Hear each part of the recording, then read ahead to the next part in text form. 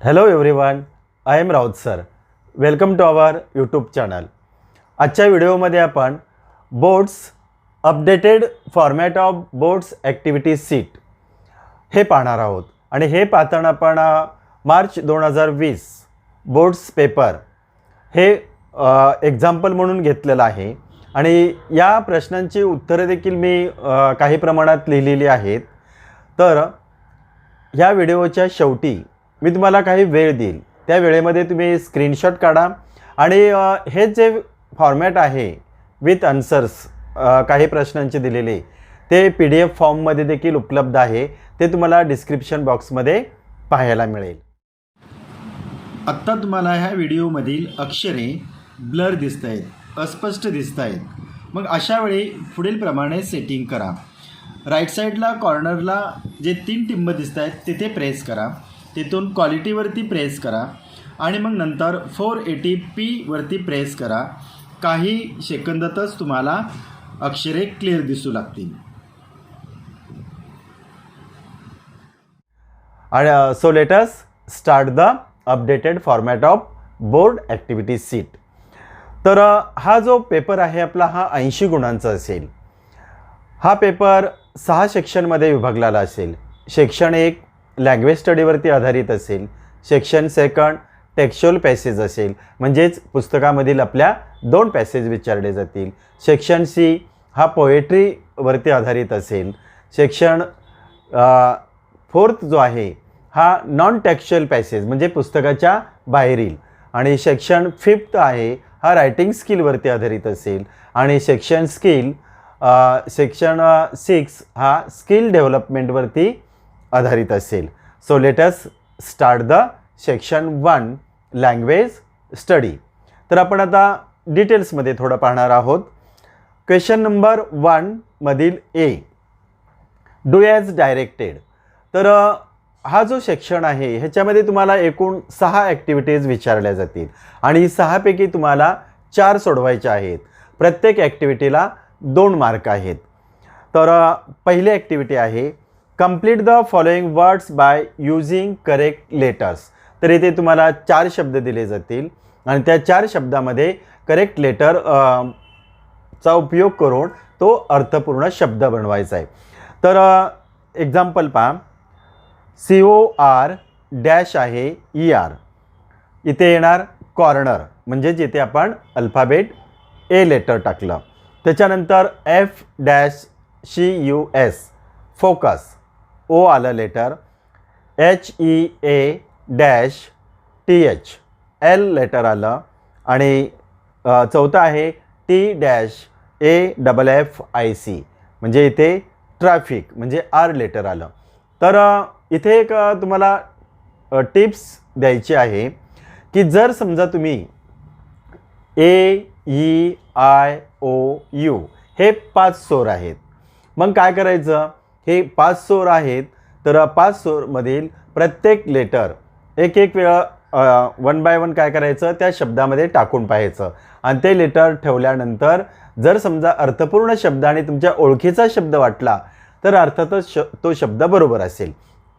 तर एक्झाम्पल म्हणून पहा की ROY डॅश L.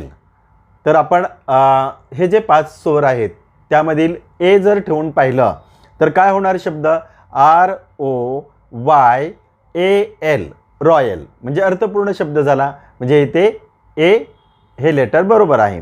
सेकंड पहा DES डॅश GN. मग आपण आता इथे A पाहून पाहिलं, E पाहिलं तर होत नाही आहे. मग I जर लेटर ठेवलं तर पहा DESIGN डिझाईन म्हणजेच ओळखीचा आणि अर्थपूर्ण शब्द आहे म्हणजे I लेटर आलं. त्याच्यानंतर थर्ड पहा PL-CE. तर इथे जर आपण A लेटर ठेवला प्लेस अर्थपूर्ण शब्द झाला A आलं. त्याच्यानंतर आहे GR-AT. मग आपण इथे जर E ठेवला तर GREAT म्हणजे ग्रेट हा अर्थपूर्ण शब्द तयार झाला. तरी थोडक्यात काय करायचं, जर तुम्हाला एखादा शब्द येत नसेल तर ही टिप्स वापरून पाहायला काहीच हरकत नाही.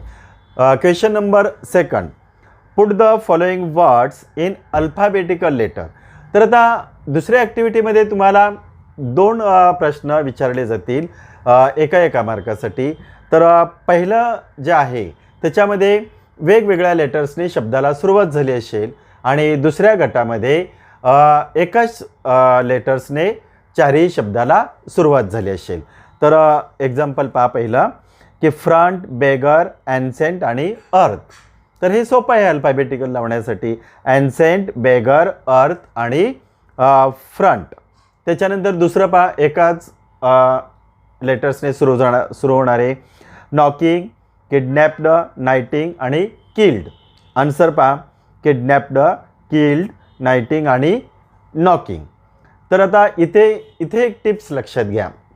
जर तुम्हाला समजा कन्फ्यूज होत असेल, गोंधळ होत असेल, तर काय करायचं की पेन्सिलनेच A to Z पर्यंत अल्फाबेट्स लिहायचे आणि मग अल्फाबेट ते पेन्सिलने लिहिलेले पाहून पटकन लावून परत ते पेन्सिलने लिहिलेलं खोडून टाकायचं.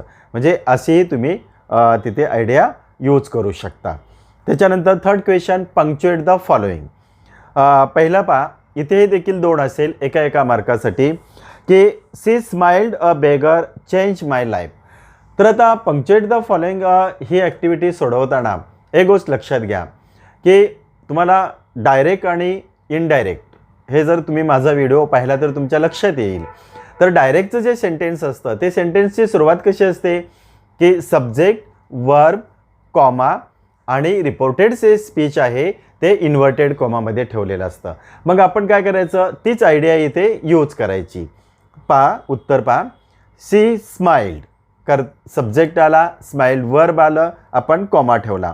अ बेगर, मग आता कल्पना आहे पंक्च्युएट द फॉलोइंग म्हणजे जे सुरुवातीचं लेटर असेल तर आणि किंवा नावाचं असेल ते कॅपिटल लेटर काढायचं. म्हणजे आपण काय केलं, सी स्माइल्ड कॉमा, आता इन्व्हर्टेड कॉमा ठेवला आणि त्याच्यामध्ये ए हे अल्फाबेट आपण कॅपिटल काढलं. अ बेगर चेंज माय लाईफ, इन्व्हर्टेड कॉमा कंप्लीट केला आणि फुल स्टॉप दिला, म्हणजे रिपोर्टेड स्पीचचं हे वाक्य झालं.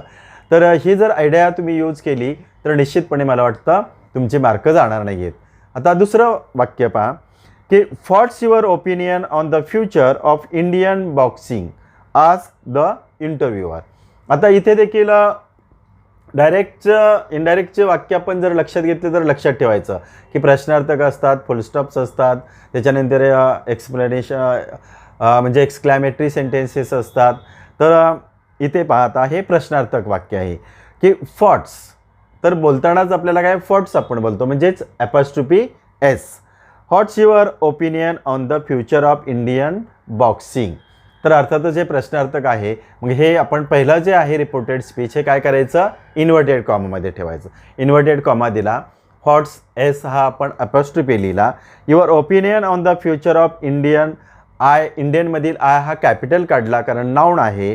त्याच्यानंतर बॉक्सिंग इथे इन्व्हर्टेड कॉमा कंप्लीट केला आणि प्रश्नार्थक वाक्य असल्यामुळे प्रश्नचिन्ह दिलं आणि पुढे आस्क द इंटरव्ह्यूअर फुल स्टॉप. त्याच्यानंतर फोर्थ ॲक्टिव्हिटी पहा, make 4 words minimum of 3 letters each using the letters in the word unbeatable.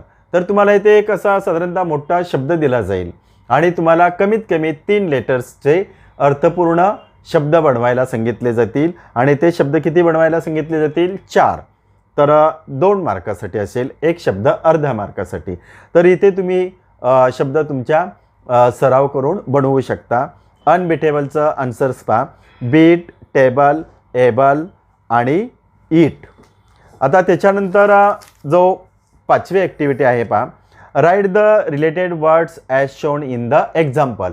तर इथे एक गोष्ट मुलांनो लक्षात घ्या, जर समजा इथे नाऊन असेल, नाऊनचा शब्द असेल तर त्याची उत्तरं ॲडजेक्टिव्हमध्ये येतात आणि जर समजा वर्ब असेल तर त्याची उत्तरं ॲडव्हर्बमध्ये येतात. तर इथे आपण एक्झाम्पल घेतलेलं आहे की ऑटर हे नाऊन आहे आणि कुल हे काय केलेलं एक्झाम्पल त्यांनी ॲडजेक्टिव्हचं दिलं आहे. म्हणजे आपल्याला राहिलेले जे 4 चौकटी आहेत त्याच्यामध्ये ॲडजेक्टिव्हच लिहायचं आहे. उत्तर पहा, प्युअर, हॉट, क्लीन आणि डर्टी. मग त्याच्यानंतर आता activity 6, complete the word chain of nouns, add 4 words each begin with the last letter of the previous word. तर इथे जी वर्ड चेन विचारलेली असते, वर्ड चेन तुम्हाला नाउनची विचारली जाईल किंवा वर्बची विचारली जाईल किंवा ॲडजेक्टिव्हची. तर इथे मुलं गोंधळ काय करतात की वर्ड चेन म्हटल्यानंतर कोणतेही शब्द भरतात, परंतु प्रश्न व्यवस्थित वाचायचा. नाउन असेल तर ही वर्ड चेन तुम्ही नाउननेच पूर्ण करायची, वर्ब असेल वर्बनी पूर्ण करायची आणि ॲडजेक्टिव्ह असेल ॲडजेक्टिव्हनेच पूर्ण करायची. एक्झाम्पल इथे दिलेला पहा, रोड, लास्ट लेटर कोणता आहे डी, मग डी पासून नाउन काय असणार doll, last word L, L पासून नाउन आहे लॅम्प म्हणजेच बकरी, त्याच्यानंतर पी, पी पासून पॅरेट नाउन आलं पोपट, त्याच्यानंतर टी पासून टेबल हे देखील नाउन आलं. तर इथे एक गोष्ट लक्षात घ्या, जर नाउन असेल नाउनचे शब्द लिहा, ॲडजेक्टिव्ह असेल ॲडजेक्टिव्हचे शब्द लिहा आणि वर्ब असेल वर्बचे शब्द लिहा. तर अशा प्रकारे पहिल्या ह्याच्या प्रश्नामध्ये 6 ॲक्टिव्हिटीज आहेत, त्यापैकी तुम्हाला 4 लिहायचे आहेत. आता ह्याच्यामधीलच बी, बी हा जरा थोडं 2 मार्कासाठी ॲक्टिव्हिटीज आहेत, चॅलेंजिंगमध्ये येतं आणि 2 मार्कासाठी आहे, परंतु ते दोन्ही पहिल्या ह्याच्यामध्ये देखील तुम्हाला ऑप्शन दिलेला आहे, दुसऱ्या ह्याच्यामध्ये देखील ऑप्शन दिलेला आहे. तर अटेम्प्ट एनी वन, पहिल्या ह्याच्यामध्ये पहा, make a meaningful sentence by using the phrase to know as. तर एक फ्रेज दिली जाते आणि त्याच्यापासून अर्थपूर्ण वाक्य तयार करायचं. तर आन्सर पहा, Pandit Nehru was non as Chacha Nehru of India किंवा APJ Abdul Kalam was non as missile man of India. म्हणजे तुम्ही कोणतंही लिहू शकता किंवा आणि तुम्ही लिहू शकता. जर समजा दुसरी फ्रेज असेल की टू रूट आउट, तर आपण मिनिंगफुल सेंटेन्स कसं करणार, let us root out the evils form of our society. आणि यालाच ऑर आहे दुसरा की add a clause to the following sentence to explain meaningfully. तर इथे एक क्लॉज दिला जाईल तर तुम्हाला पूर्ण करायला सांगितलं जाईल. इथे पहा, this is the school where I studied up 9th standard. मग तुम्ही 5th स्टँडर्ड लिहू शकता, 6th स्टँडर्ड लिहू शकता किंवा एक्झाम्पल म्हणून दुसरेही पाहू शकता की आय डोंट अंडरस्टँड. मग हे क्लॉज तुम्हाला पूर्ण करायचं आहे. मग I don't understand why he should leave his place. आता त्याच्यानंतर दुसरा यातलाच प्रश्न पहा, इथे देखील तुम्हाला 2 दिलेले आहेत, त्यापैकी एक लिहायचं आहे 1 मार्कासाठी. Add a prefix or suffix to make new words. तर प्रिफिक्स किंवा सफिक्स लावून नवीन शब्द तयार करायचा आहे.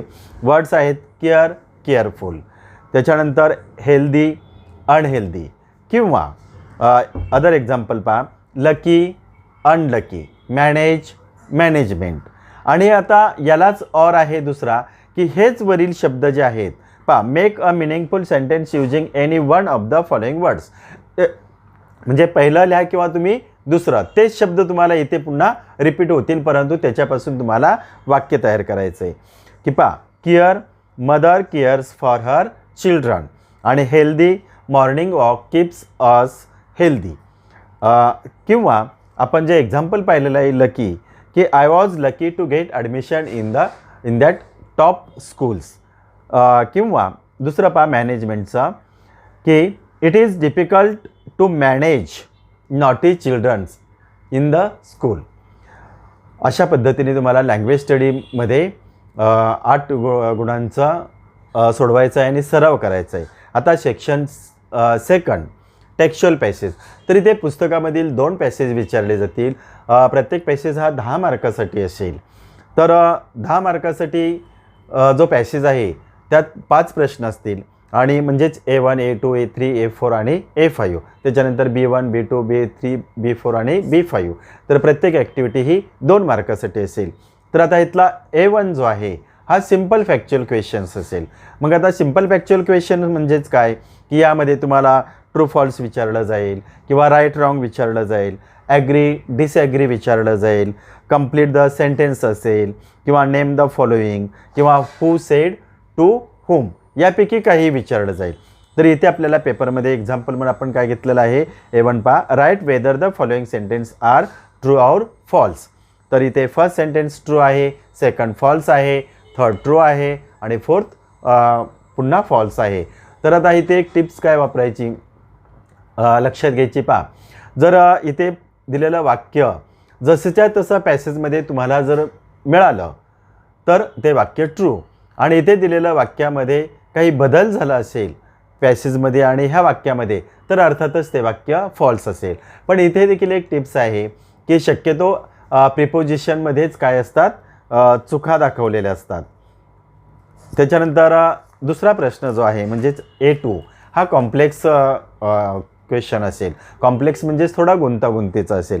तर याच्यामध्ये देखील तुम्हाला काय विचारलं जाईल की डिस्क्राईब, नॅरेट, WH क्वेश्चन किंवा complete the web chart, table किंवा डायग्रॅम. इथे तुम्हाला विचारलेलं आहे arrange the following sentence as per their sequence occurred in the passage.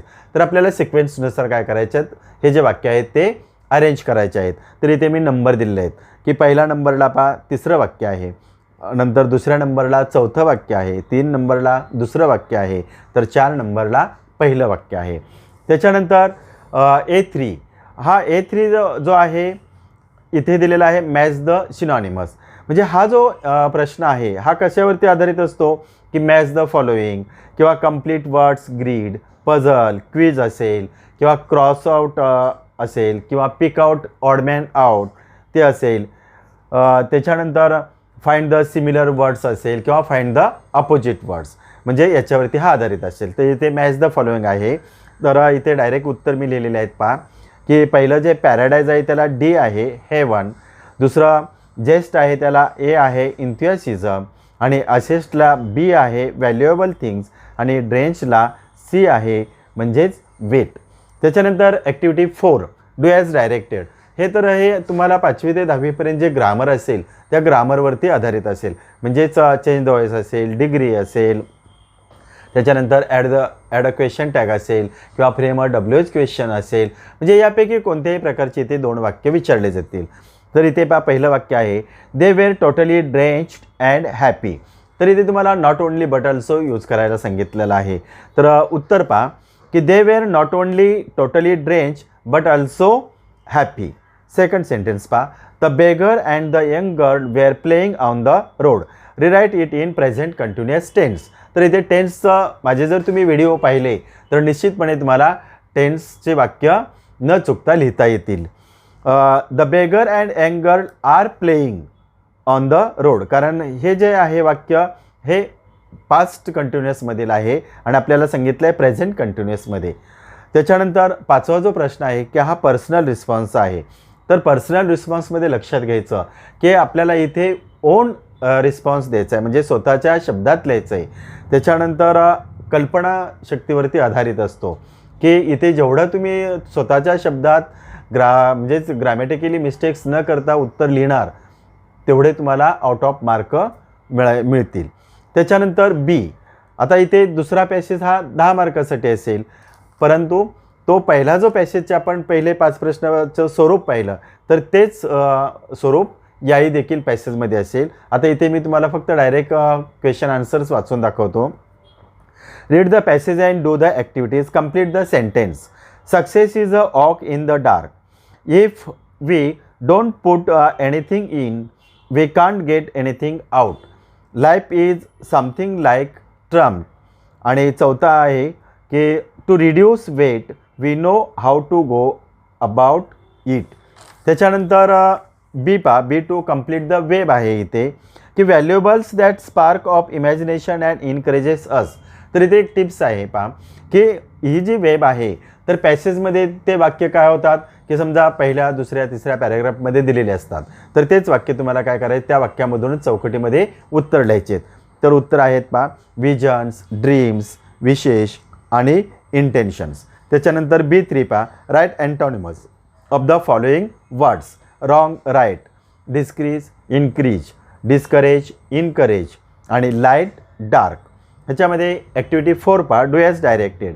We need to bring life imagination. Underline the infinitive. इथे एक tips लक्षात ठेवा. इन्फिनिटिव्ह म्हटलं की टू युक्त क्रियापद, म्हणजे टूला जोडून येणारं क्रियापद. मग टू आणि क्रियापद असेल तर तिथे तुम्ही काय करायची, अंडरलाईन करायची, म्हणजे तेच काय आहे तुमचं इन्फिनिटिव्ह. म्हणजे ह्या वाक्यात पहा की we need to bring life images. To bring हे काय झालं, उत्तर आलं. त्याच्यानंतर नेक्स्ट पहा, the next steps should support and hold us without a crack, choose the correct question tag. तर इथे क्वेश्चन टॅग आहे, थर्ड ऑप्शन आहे shouldn't it. Add a question टॅगची देखील माझी व्हिडिओ आहे, ती तुम्ही पाहिल्यानंतर तुम्हाला ही ॲक्टिव्हिटी अगदी न चुकता लिहिता येईल. त्याच्यानंतर B5 पर्सनल रिस्पॉन्स. तर इथे देखील तुम्हाला ओन रिस्पॉन्स म्हणजेच तुमच्याच शब्दामध्ये लिहायचं आहे आणि ग्रामॅटिकली मिस्टेक न करता वाक्य लिहायचे. आता त्याच्यानंतर सेक्शन थर्ड पोएट्री. तर इथे तुम्हाला एक एक्स्ट्रॅक्ट दिला जाईल, तो 5 मार्कासाठी असेल आणि त्याच्यानंतर पोएम ॲप्रिशिएशन ते 5 मार्कासाठी असेल, म्हणजे एकूण 10 गुणांसाठी हा पोएट्री सेक्शन असेल.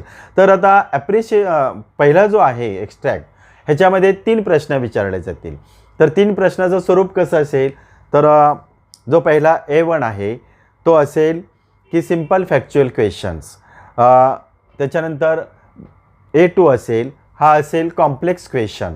आणि थर्ड जो आहे A3 हा activity based on poetic devices. मग आता पोएटिक डिव्हायसेस म्हणजेच काय, की त्यामध्ये तुम्हाला रायमिंग वर्ड्स विचारले जातील, रायमिंग स्कीम विचारले जाईल किंवा फिगर ऑफ स्पीच विचारलं जाईल. तर अशा पद्धतीने हा पोएट्री सेक्शन आहे. मी डायरेक्ट उत्तर वाचतो पहा, की match the following. We should not get angry, B. We should consider, C. We should treat to impostors, D.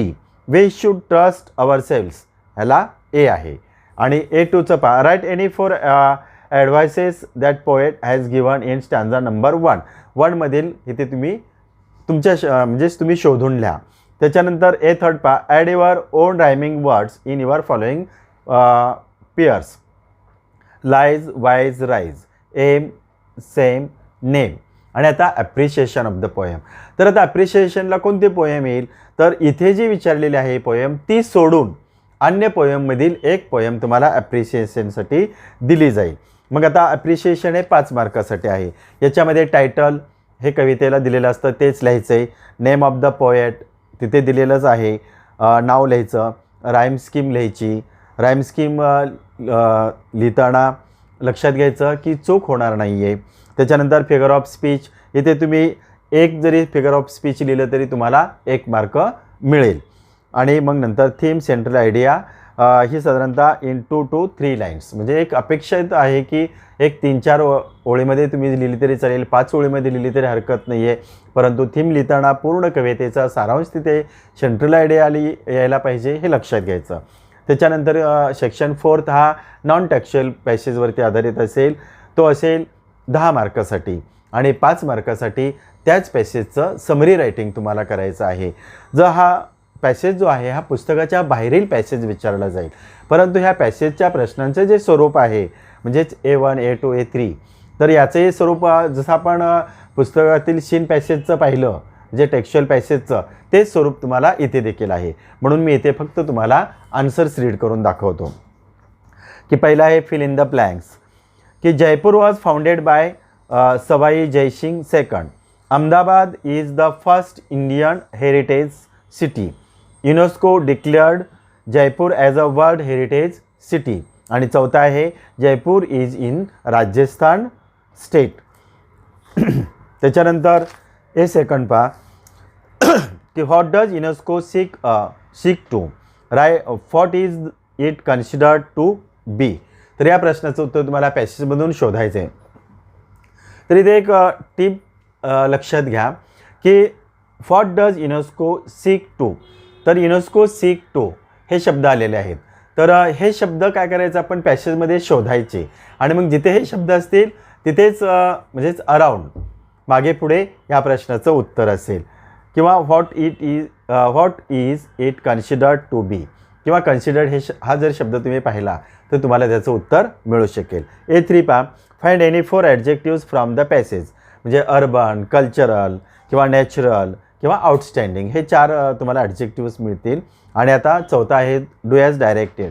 Jaipur was founded by Sawai Jai Singh second, choose the correct voice. तर इथे चूज द करेक्ट वॉइस सांगितलेलं आहे की Sawai Jai Singh second found Jaipur. त्याच्यानंतर second पहा, India had propose a nomination for Jaipur. WH question सांगितलेलं आहे. Answer पहा, what had India propose question mark. त्याच्यानंतर A5 हा पर्सनल रिस्पॉन्स आहे. आणि समरी रायटिंग आता बीमध्ये विचारलं आहे 5 मार्कासाठी.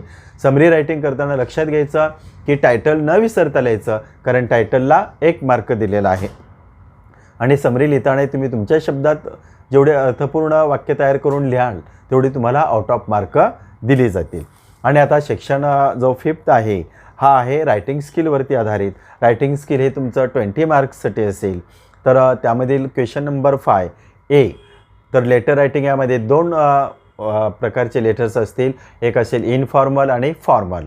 तर दोन्हीपैकी तुम्हाला एक लिहायचं आहे. तर लिहिताना आता म्हणजे फॉर्मल किंवा इनफॉर्मल दोन्ही लेटर लिहिताना काही गोष्टी लक्षात घ्या की लेटर लिहिताना तुम्हाला पूर्णपणे ब्लॉक फॉर्मॅटचाच उपयोग करायचा आहे. मग आता ब्लॉक फॉर्मॅट म्हणजेच काय, तर ब्लॉक फॉर्मॅट म्हणजेच पत्र पाठवणाऱ्याचा पत्ता असेल किंवा सुरुवात असेल, शेवट असेल, ही डाव्या बाजूच्या समासाला लागूनच करायची आहे.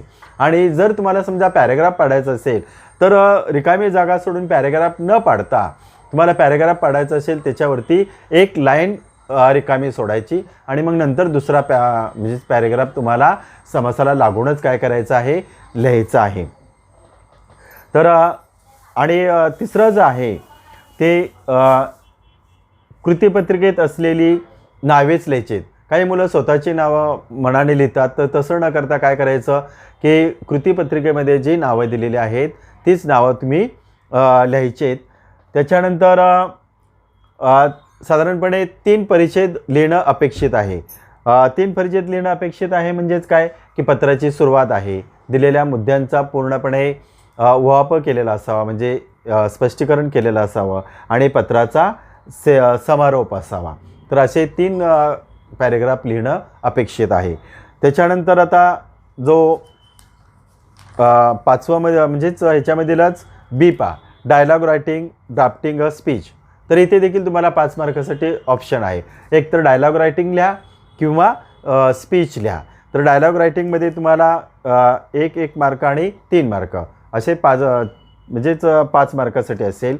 तर prepare a dialogue from a jumble sentence. तर जंबल सेंटेन्सवरतीच हा डायलॉग येतो. तर इथे वाक्य पाहायची की ते बरोबर कोणत्या क्रमाने येतील. तर इथे मी फक्त तुम्हाला क्रम लावून दिलेले आहेत. पहिलं वाक्य आहे ते पहिलंच येईल, दुसरं वाक्य आहे हे 4 नंबरला येईल, तिसरं वाक्य 3 नंबरला येईल आणि चौथं वाक्य हे 2 नंबरला येईल. B असेल याच्यातला कंप्लीट द डायलॉग. इथे डायलॉग तुम्हाला कंप्लीट करायला सांगितलं जाईल. एक्झाम्पल पहा, do you like singing? Yes I like singing. किंवा who is your favourite singer? My favourite singer is Lata Mangeshkar. मग तुम्हाला जे फेवरेट सिंगर असतील त्यांची नावं लिहू शकता, किशोर कुमार वगैरे कोणतेही. त्याच्यानंतर C जो आहे हा write a dialogue between a headmaster and a student who has lost her bicycle from school campus. Write minimum 3 meaningful exchanges. म्हणजे इथे तुम्हाला दोघांमधील संवाद लिहायचा आहे, परंतु कमीत कमी 3 म्हणजे 3 मार्काला दिलेले आहेत. म्हणजे 1 मार्कासाठी 1 असे 3 तुम्हाला मिनिंगफुल एक्सचेंजेस लिहायला पाहिजेत. आता त्याच्यानंतर हे लिहा किंवा ऑर स्पीच रायटिंग. आता स्पीच रायटिंग लिहिताना इथे लक्षात घ्यायचं आहे की भाषणाची जी सुरुवात आहे ही सुरुवात व्यवस्थित उदाहरणासह लिहायची आहे. त्याच्यानंतर मुद्द्यांचं स्पष्टीकरण करायचं आहे आणि समारोप म्हणजे इथे देखील 3 पॅरेग्राफ लिहिणं अपेक्षित आहे. त्याच्यानंतर क्वेश्चन नंबर 6, तर इनफॉर्मल ट्रान्सफर. आता इनफॉर्मल ट्रान्सफरमध्येच काय तुम्हाला एक ॲक्टिव्हिटी लिहायची, म्हणजे नॉन व्हर्बल टू व्हर्बल आणि व्हर्बल टू नॉन व्हर्बल. म्हणजे आता इथे नॉन व्हर्बल टू व्हर्बल म्हणजेच काय की ते तुम्हाला काय दिलं जाईल, टेबल दिला जाईल, चार्ट दिला जाईल किंवा फ्लो चार्ट दिला जाईल, ट्री डायग्राम दिलं जाईल की यापैकी काही असेल. तर मग तुम्हाला काय करायचं आहे की या 1 किंवा 2 परिच्छेदामध्ये काय करायचं आहे, लिहायचं आहे, पॅरेग्राफ पाडून लिहायचं आहे. म्हणजेच नॉन व्हर्बल टू व्हर्बल किंवा व्हर्बल टू नॉन व्हर्बल. म्हणजे इथे व्हर्बल दिलेलं असेल तर तिथे तुम्हाला टेबल, चार्ट, वेब चार्ट किंवा ट्री डायग्राम दिलं म्हणजे काढायचं आहे. तो पॅरेग्राफ वाचायचा आणि त्याच्यावरून ते काढायचं. त्याच्यानंतर त्याला देखील इथे सेम मार्क आहेत. म्हणजेच पहा 5 मार्कासाठीची ॲक्टिव्हिटी आहे. त्याच्यानंतर पुढचा प्रश्न पहा की एक्सपांड द थीम.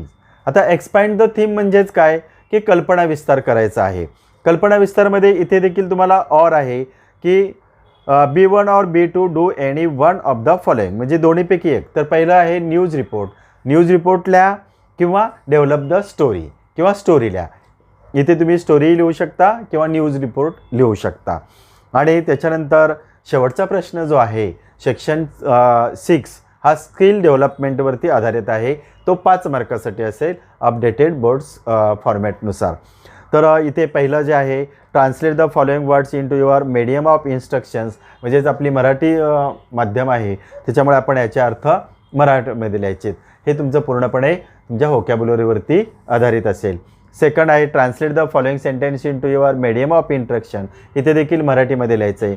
आणि तिसरी ॲक्टिव्हिटी आहे की ट्रान्सलेट द फॉलोइंग इडियम्स म्हणजे प्रोवर्ब्स, म्हणजे वाक्यप्रचार असतील किंवा म्हणी असतील की ते देखील तुम्हाला काय करायचं आहे मराठीमध्येच लिहायचं आहे. तर आता तुम्हाला मी स्क्रीनशॉट काढण्यासाठी थोडा वेळ देतो. त्या वेळेमध्ये तुम्ही स्क्रीनशॉट काढा आणि हेच उत्तरं तुम्हाला PDF फॉर्ममध्ये देखील डिस्क्रिप्शन बॉक्समध्ये पाहायला मिळतील. Okay, now you can take the screenshot.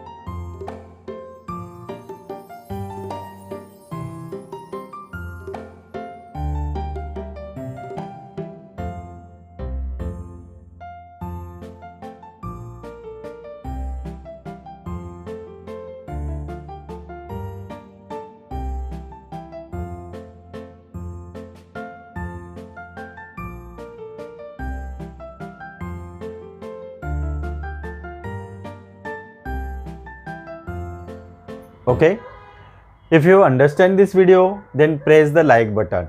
Any suggestions, difficulties, comment in comment box. Share this video with everyone. Make sure you have subscribed the channel and press bell icon to get notification of the next videos. Thank you.